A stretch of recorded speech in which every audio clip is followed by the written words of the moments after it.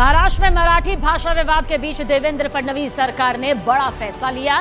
कुठल्याही प्रकारची शाळा असो मराठी अनिवार्यच असेल आणि महाराष्ट्र सरकारने ते स्वीकारलेलं आहे। महाराष्ट्रात मराठी भाषेवर अन्याय सुरू आहे का? महाराष्ट्रात हिंदी भाषा अनिवार्य केली आहे का? असे अनेक प्रश्न तुमच्या समोर येत असतील। विरोधकांकडे आता देवेंद्रजींना टार्गेट करण्याशिवाय दुसरं काही काम उरलेलं नाही। हिंदी भाषिकांना आपण 92-93 साली वाचवलं होतं, तेच आपल्यापासून दूर तोडायचे। हिंदी सक्ती तर होऊ देणारच नाही। करायची असेल हिम्मत तर देवेंद्र करून बघा। तुम्ही आमच्या राज्यावरती तिसरी भाषा लादण्याचा का प्रयत्न करता आणि तेही त्या कोवळ्या मुलांवरती? आणि म्हणूनच नवीन फेक नरेटिव्ह पसरवला जातोय। मराठी माणसाला दिशाभूल करण्याचा प्रयत्न केला जातोय। पण यामागचं सत्य काय जाणून घेऊया। देशात नवं शैक्षणिक धोरण लागू झालंय। या धोरणानुसार त्रिभाषा सूत्र सर्व राज्यांनी स्वीकारलंय। जो नई शिक्षा नीति है उसको हम पहले से लागू कर रहे हैं।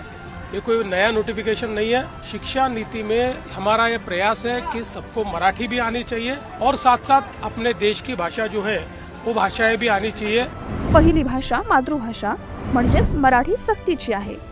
दुसरी भाषा जागतिक भाषा म्हणजे इंग्रजी आणि तिसरी भाषा विद्यार्थ्याच्या आवडीनुसार कोणतीही भारतीय भाषा जसं की संस्कृत, हिंदी, उर्दू, गुजराती, कन्नड अशी कोणतीही भाषा विद्यार्थी निवडू शकतोय।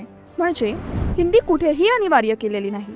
विद्यार्थ्याला त्याच्या आवडीची भाषा निवडता येणार आहे। त्यात नियम फक्त इतकाच असणार आहे, कुठलीही भारतीय भाषा तिसरी भाषा म्हणून शिकता येईल। त्याकरता 20 विद्यार्थी असले तर शिक्षक देखील दिला जाईल। ऑनलाईन पद्धतीने देखील ट्रेनिंग दिलं जाईल। तिसऱ्या भाषेसाठी 20 पेक्षा जास्त विद्यार्थी असतील तर शिक्षक मिळेल, अन्यथा ऑनलाईन शिक्षणाची सोय असेल।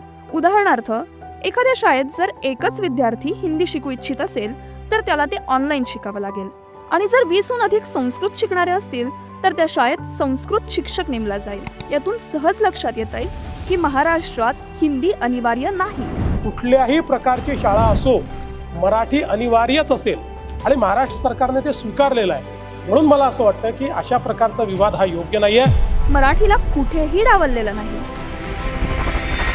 विरोधक फक्त खोटं नरेटिव्ह पसरवतात, पण महाराष्ट्राची जनता मात्र सुज्ञ आहे। ती या फेक नरेटिव्हला बळी पडणार नाही।